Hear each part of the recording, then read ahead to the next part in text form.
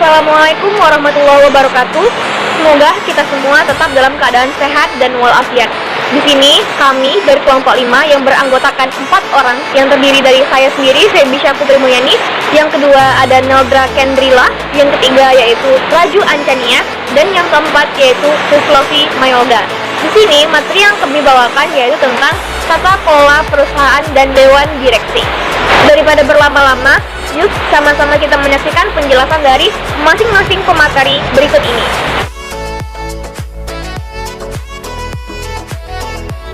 Baiklah, saya Suslovi Mayolga akan menjelaskan tentang tata kelola perusahaan atau Good Corporate Governance (GCG). GCG adalah seperangkat peraturan yang mengatur hubungan antara pemegang saham, pengelola perusahaan, pihak kreditur, pemerintah, karyawan, serta pemegang kepentingan intern dan eksternal lainnya. Tata kelola perusahaan sendiri merujuk pada seperangkat mekanisme dan proses yang membantu memastikan bahwa perusahaan diarahkan dan dikelola untuk menciptakan nilai bagi pemiliknya. Apapun sumber kekuatan tata kelola perusahaan, dia sangat berkaitan dengan SPM. SPM dan tata kelola perusahaan adalah satu dan lain hal yang tidak dapat dipisahkan. Tugas tata kelola perusahaan sendiri yaitu untuk menambah kontrol manajemen. Berikut ada prinsip-prinsip GCG. Yang pertama ada keterbukaan, yaitu terbuka dalam melaksanakan proses pengambilan keputusan. Yang kedua ada akuntabilitas, kejelasan fungsi, pelaksanaan, dan pertanggungjawaban organ sehingga perusahaan terlaksana secara efektif. Yang ketiga ada pertanggungjawaban, kesesuaian pengelolaan perusahaan dengan undang-undang. Yang keempat ada kemandirian, keadaan di mana perusahaan dikelola secara profesional. Dan yang kelima ada kewajaran atau keadilan, keadilan dalam memenuhi hak-hak stakeholder. Baiklah, sekian yang dapat saya sampaikan, selanjutnya akan dijelaskan oleh rekan saya.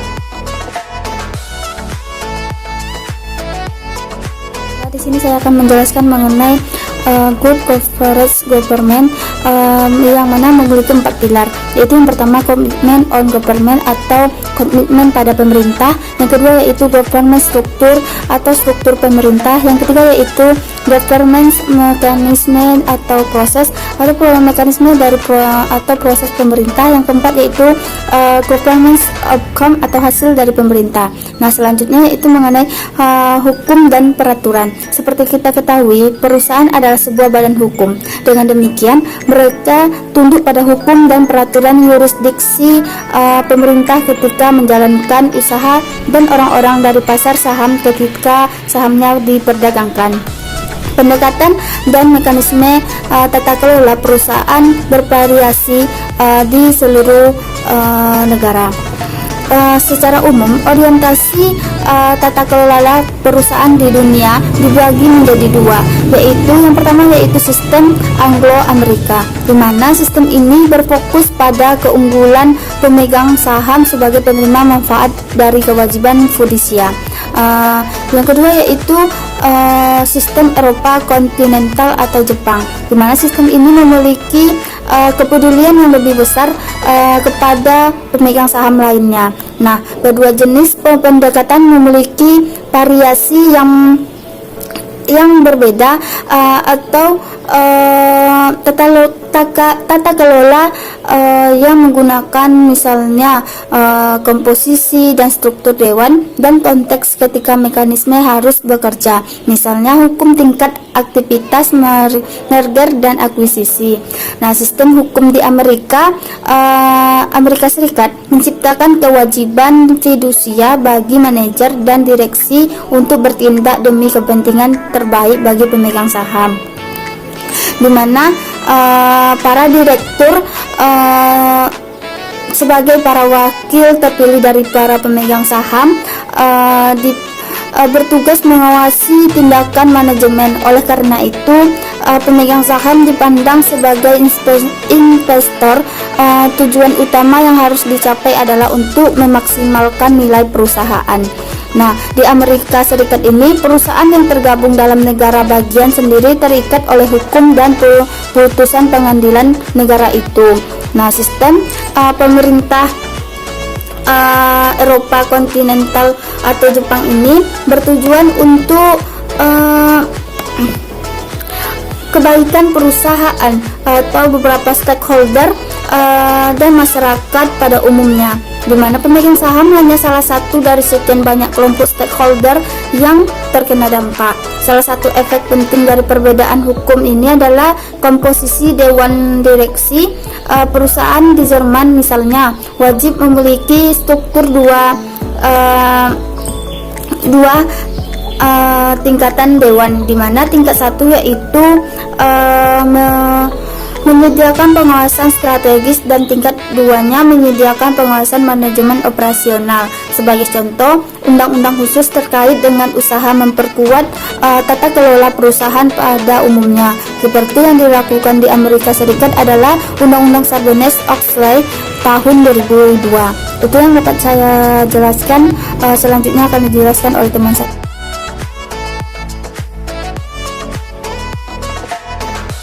Baiklah, saya akan melanjutkan penjelasan selanjutnya, yaitu Undang-Undang Sarbanes-Oxley tahun 2002. Pada Juli 2002, sebagai respon beberapa kegagalan perusahaan besar, terutama Enron dan WorldCom, Kongres Amerika Serikat mengesahkan Undang-Undang Sarbanes-Oxley. Undang-Undang Sarbanes-Oxley memberlakukan persyaratan baru pada perusahaan yang terdaftar di Amerika Serikat dan auditor mereka. Tujuan eksplisit Undang-Undang Sarbanes-Oxley adalah untuk meningkatkan transparansi, ketepatan waktu, dan kualitas pelaporan keuangan. Undang-Undang Sarbanes-Oxley memiliki pengaruh di luar batas Amerika Serikat. Semua perusahaan yang terdaftar di Security and Exchange Commission harus mematuhi Undang-Undang Sarbanes-Oxley, terlepas dari apakah markas mereka berbasis di Amerika Serikat atau di luar negeri. Selain itu, beberapa negara seperti Kanada, Jepang, dan negara lainnya telah mengadopsi peraturan yang mirip dengan Undang-Undang Sarbanes-Oxley. Materi selanjutnya itu Dewan Direksi. Dalam perusahaan publik, pemegang saham biasanya memverifikasikan resiko mereka dan memiliki portofolio saham di berbagai perusahaan. Secara individual, mereka jarang memiliki insentif cukup besar untuk menyediakan sumber daya supaya memastikan bahwa manajemen bertindak demi kepentingan terbaik para pemegang saham. Solusi umum bagi pemegang saham secara kolektif adalah menyerahkan wewenang mereka dalam mengawasi tindakan manajemen kepada Dewan Direksi. Dewan Direksi di sini juga termasuk pejabat perusahaan, memiliki kewajiban fidusia untuk mendorong keberhasilan jangka panjang perusahaan bagi kepentingan pemegang saham dan juga kadang-kadang bagi pemegang utang. Dewan Direksi memiliki dua tanggung jawab pengendalian. Yang pertama, mereka menjaga kepentingan ekuitas investor, khususnya memastikan bahwa manajemen berusaha untuk memastikan atau memaksimalkan nilai ekuitas saham investor sebagai pemegang saham di perusahaan tersebut.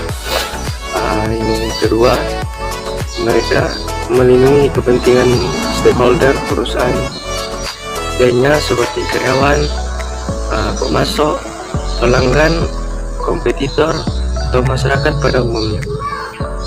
Dengan memastikan bahwa karyawan perusahaan bertindak sesuai hukum dan bertanggung jawab secara sosial, tugas yang mereka lakukan adalah antara lain membantu memastikan pelaporan keuangan, kompensasi, dan persaingan yang adil, secara perlindungan terhadap lingkungan, dan perilaku bisnis pada perusahaan secara keseluruhan.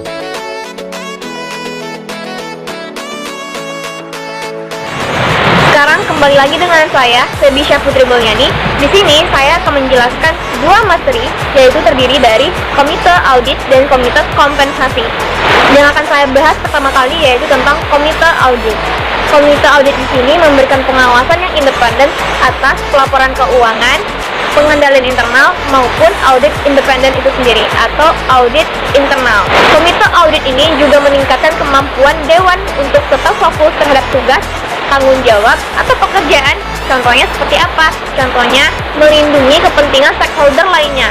Stakeholder lainnya itu seperti apa ya? Contohnya kayak karyawan, pemasok, masyarakat, dan lain-lain. Dengan begitu, biaya yang digunakan untuk dewan tersebut tidak menjadi mahal atau tidak relatif mahal.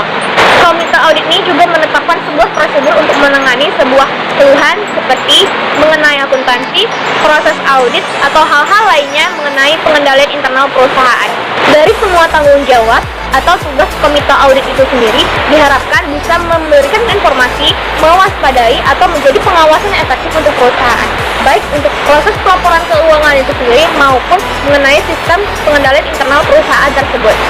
Selain itu, komite audit itu juga dapat memberikan sebuah jaminan atas laporan keuangan perusahaan bahwa laporan keuangan tersebut adalah hal yang wajar atau sudah akurat. Atau dalam arti kata lain, komite audit ini juga memberikan jaminan bahwa perusahaan tersebut telah sesuai dengan hukum dan aturan. Maksudnya yaitu, perusahaan tersebut melakukan tindakan secara etis atau mempertahankan pengendalian perusahaan tersebut dari tindakan kecurangan atau konflik kepentingan dari pihak internal perusahaan itu sendiri. Dari seluruh tugas atau tanggung jawab komite audit ini juga mempertahankan garis komunikasi antara dewan direksi, audit internal, audit eksternal, manajemen keuangan perusahaan, atau konsultan dari perusahaan itu sendiri, baik dari dalam maupun dari luar. Ada beberapa hal yang disarankan untuk komite audit perusahaan. Yang pertama yaitu mendapatkan dukungan atau arahan dari seluruh jajaran direksi. Yang kedua, komite audit minimal beranggotakan 3 orang atau lebih, namun tidak kebanyakan. Namun, seluruh anggota komite audit itu sendiri merupakan anggota yang aktif. Poin yang ketiga yang disarankan yaitu memastikan bahwa komite audit itu sendiri terdiri atas individu yang tepat atau anggota yang tepat. Maksudnya adalah pastikan bahwa seluruh anggota paham mengenai masalah keuangan atau terlibat aktif dalam seluruh kegiatan dan lain-lain. Mengenai poin yang ketiga tadi, yaitu seluruh anggota harus paham mengenai masalah keuangan. Nah, sekarang kita masuk yang keempat, yaitu yang saling berkaitan bahwa komite audit harus meninjau informasi keuangan serta laporan keuangan tahunan. Maka dari itulah mereka harus paham mengenai informasi keuangan atau masalah keuangan. Poin yang kelima yang disarankan untuk komite audit yaitu mengamankan akses ke sumber daya yang diperlukan. Maksudnya di sini yaitu komite audit harus merespon krisis atau melakukan investigasi khusus. Nah, saya sudah selesai menjelaskan materi mengenai komite audit. Sekarang kita masuk materi tentang komite kompensasi. Komite kompensasi ini menangani masalah yang berkaitan tentang kompensasi atau manfaat yang diberikan ke karyawan, terutama untuk para eksekutif atau top eksekutif. Komite kompensasi ini memiliki tanggung jawab fidusia, yaitu memastikan bahwa program kompensasi eksekutif perusahaan berjalan dengan baik dan tepat. Gunanya untuk apa? Yaitu untuk mempertahankan atau memotivasi manajer agar tindakan mereka sesuai dengan pandangan ekonomi perusahaan. Komite kompensasi ini sering menggunakan konsultan dari luar perusahaan untuk menyediakan data atau sebuah keahlian yang tidak dimiliki oleh pihak perusahaan. Contohnya seperti konsultan ini sering melakukan studi banding atau memberikan saran kepada perusahaan mengenai desain rencana kompensasi. Walaupun komite kompensasi perusahaan sering menggunakan konsultan dari luar perusahaan atau sering menyewa konsultan, namun komite kompensasi ini juga mempertahankan tanggung jawab dan mengawasi kerja dari konsultan kompensasi yang disewa perusahaan. Syukur alhamdulillah telah selesainya pembahasan kami mengenai tata kelola perusahaan dan dewan direksi. Maka dari itu, jika ada kesalahan dan kekurangan dalam penyampaian kami mohon maaf dan kami tutup. Wabillahi taufiq wal hidayah. Wassalamualaikum warahmatullahi wabarakatuh.